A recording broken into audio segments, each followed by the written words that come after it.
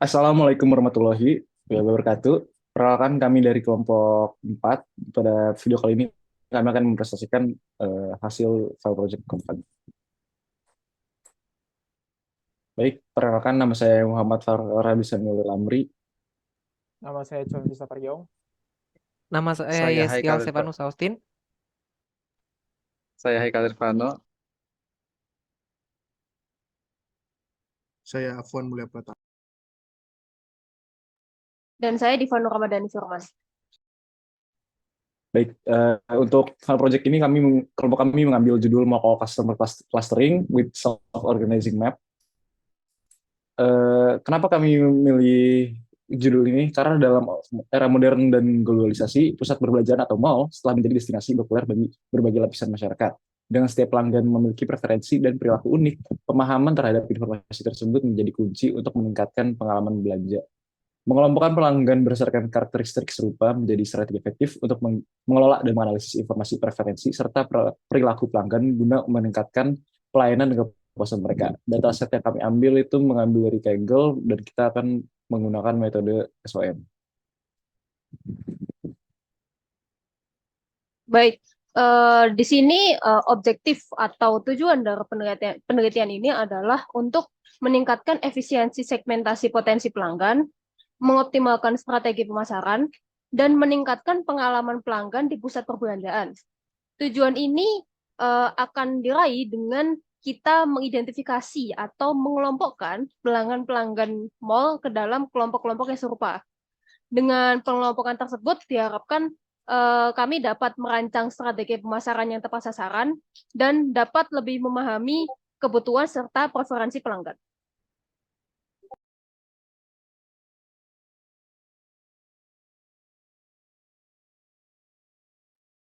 Baik, selanjutnya adalah clustering. Apa sih yang dimaksud dengan clustering? Jadi clustering itu adalah merupakan salah satu teknik dalam algoritma pembelajaran mesin atau machine learning, yaitu pembelajaran tak terarah atau unsupervised learning. Jadi algoritma clustering adalah membagi populasi atau data point dengan sifat yang sama ke beberapa kelompok kecil sehingga dapat dikelompokkan menjadi satu. Jadi algoritma clustering akan membagi kumpulan data tersebut dengan ciri yang identik dan dengan titik data di dalam grup tersebut dan berbeda dengan grup yang lainnya. Next. Baik, selanjutnya adalah apa itu pembelajaran tidak terarah. Jadi pembelajaran tidak terarah mungkin dalam bahasa Inggris biasa dikenal sebagai unsupervised learning. Jadi unsupervised learning merupakan paradigma dalam pembelajaran mesin atau machine learning, di mana pola belajar pola eksklusif dari data yang tidak berlabel. Dan juga berbeda dengan pembelajaran yang supervised learning dan juga yang semi supervised. Jadi algoritma ini bertindak dengan informasi data tersebut tanpa mempunyai labeling maupun panduan dalam mempelajari data tersebut. Nah, untuk metode ini memiliki keuntungan lebih fleksibel dan pelatihan dapat dilakukan lebih untuk menjelajahi data dan menemukan pola-pola baru yang mungkin bermanfaat dan tidak diketahui sebelumnya.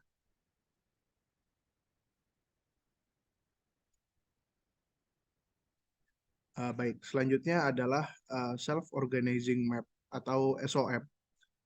SOM adalah sebuah teknik dalam machine learning, dalam pembelajaran mesin, unsupervised machine learning yang digunakan untuk menghasilkan sebuah representasi berdimensi rendah atau dua dimensi dari kumpulan data berdimensi yang lebih tinggi. Dan juga mempertahankan struktur dari topologis data. Jadi SOM bisa dibilang sebuah tipe artificial neural network yang mana memiliki pendekatan unsupervised learning dan machine learningnya menggunakan algoritma competitive learning. SOM digunakan untuk melakukan clustering dan juga mapping untuk sebuah map data yang multidimensional ke dimensi yang lebih rendah. berbeda dengan neural network lainnya, input layer dari nodes dalam self-organizing map terkoneksi langsung dengan output layer nodes komputasi tanpa adanya hidden layer atau lapisan tersembunyi.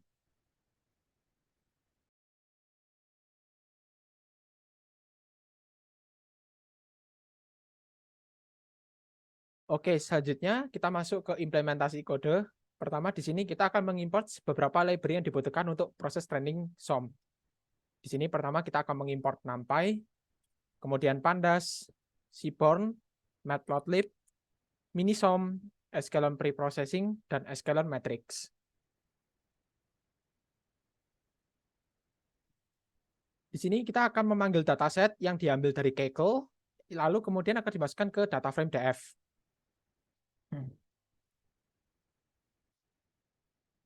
Berikut output dari data frame tersebut.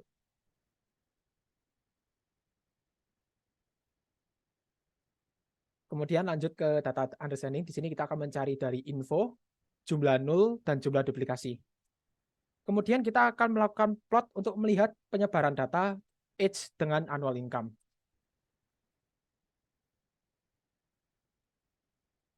Berikut merupakan penyebaran data dari age dan annual income berdasarkan gender male dan female.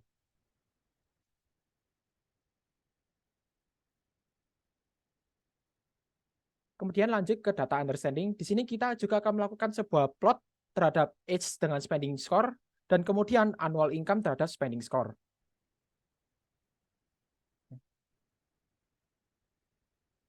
Nah, seperti yang dapat dilihat, berikut merupakan scatter plot dari age dengan spending score dan annual income dengan spending score.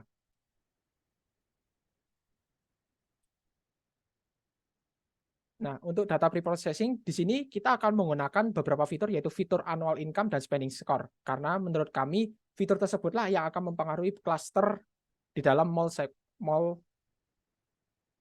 di dalam pengklasteran mall.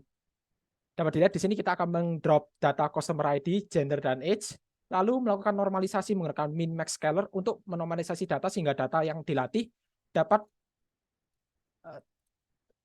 mudah interpretasi hasilnya dan pengoptimalan pembentukan klaster. Berikut merupakan hasil dari normalisasi tersebut.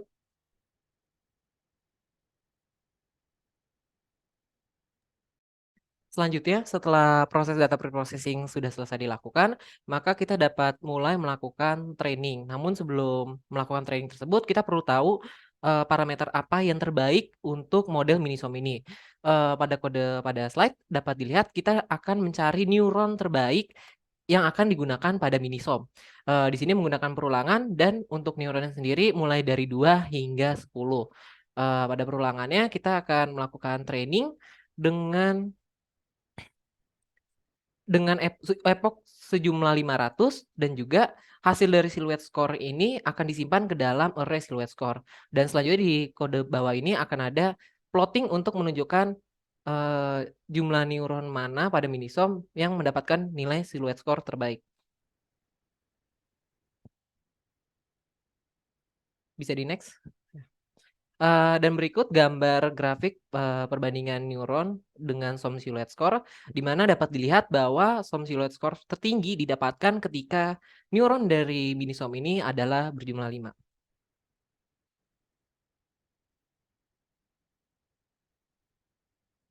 Setelah kita menentukan bahwa jumlah terbaiknya adalah 5, maka kita dapat langsung membentuk model Minisom kita dengan jumlah neuron 5.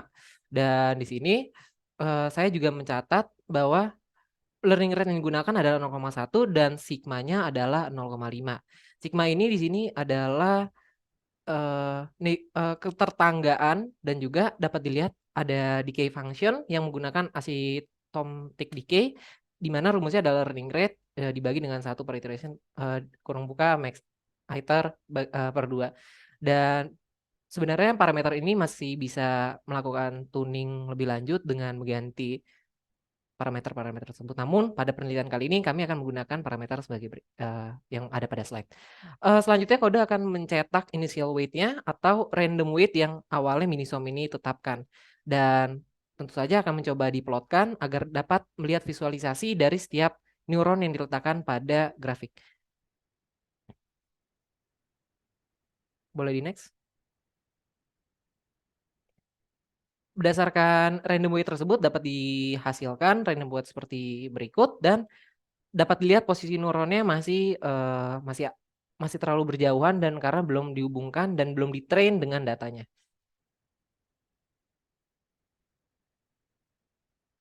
Setelah melakukan train data dengan 1000 epoch, maka final weight-nya akan disimpan dengan menggunakan sum gate weight, dan kita akan mencoba mencetaknya juga, serta mencoba memvisualisasikan hasil dari neuron serta data point ke dalam sebuah scatter plot.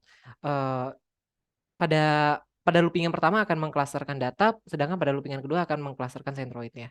Dan kami juga akan memprintkan hasil dari data point pada setiap neuron serta quantization error serta topographic errornya juga. Boleh di next?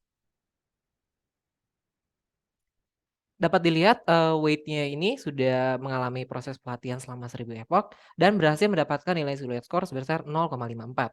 Dan persebaran datanya juga dapat dilihat pada klaster 0 ada 25, klaster selanjutnya ada 81, 39, 23, dan 32. Dan quantization error-nya menyentuh 0,12, sedangkan topographic error-nya menyentuh 0,52. Dan berikut hasil plottingan dari neuron serta data plot di mana neuronnya sudah bergeser ke titik tengah dari setiap data point ini. Dan dapat dilihat hasilnya sudah cukup bagus di mana SOM ini cukup terbukti bisa digunakan pada clustering dan mendeteksi adanya cluster pada grafik annual income dan juga spending score.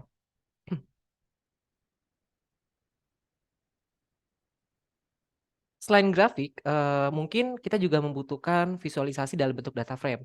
Namun sayang sekali, fungsi Minisom sendiri tidak bisa menyimpan, jarak distance dari setiap neuron ke data point. Oleh karena itu kita perlu menghitungnya secara manual untuk bisa memasukkannya ke dalam data frame. Dideklarasikan fungsi Euclidean distance, kemudian, fungsi ini akan dimasukkan untuk menghitung jarak dari setiap data point kepada neuronnya dengan menggunakan weight-nya, lalu memasukkannya ke dalam data frame yang berjudul final data. Boleh di next? Berikut hasil data frame-nya yang memiliki annual income, spending score, distance ke neuron 0, distance ke neuron 1, 2, sampai ke 4, kemudian ada hasil clusternya. Di mana hasil cluster ini merupakan distance terpendek dari data point ke neuronnya. Dan terakhir di sini ada kode untuk memastikan kembali apakah data frame sudah sama dengan scatter plot yang dihasilkan. Dengan menggunakan perulangan untuk mencari tahu berapa jumlah data point pada setiap cluster. Dan berikut hasilnya sama seperti hasil pada scatter plot. Dari cluster 0 sampai ke cluster 4 ada 25, 81, 39, 23, dan 32.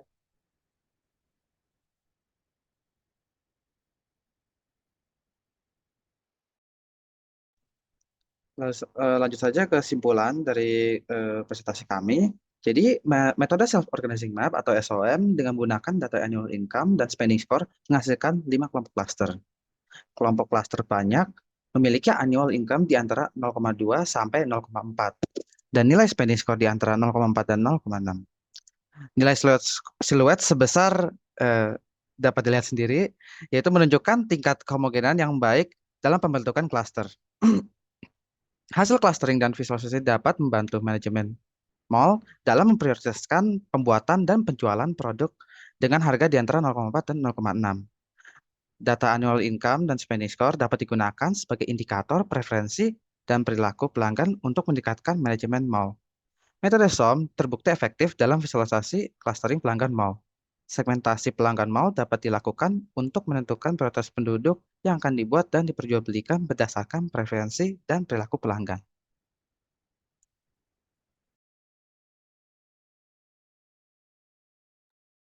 Baik, sekian presentasi dari final project kelompok kami. Mohon maaf bila ada salah kata ataupun perbuatan. Wassalamualaikum warahmatullahi wabarakatuh.